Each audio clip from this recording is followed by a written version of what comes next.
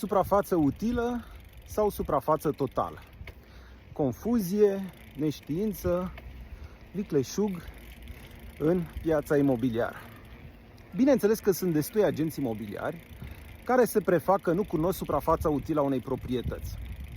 De asemenea, nenumărați proprietari practică și ei foarte bine acest sport. Ori, în mod evident, un cumpărător, dacă și-a făcut lecțiile, va fi foarte interesat în primul rând de suprafața utilă.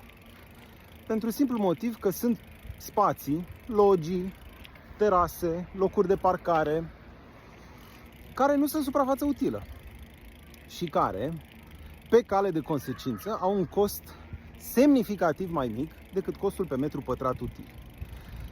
Este evident, deci, de ce avem nevoie să fim foarte clari, foarte neechivoci cu suprafața utilă, la virgulă, pentru a ne putea face o idee cu privire la prețul proprietății. Hai să nu mai rotunjim suprafața utilă, să nu mai facem din ea suprafață totală.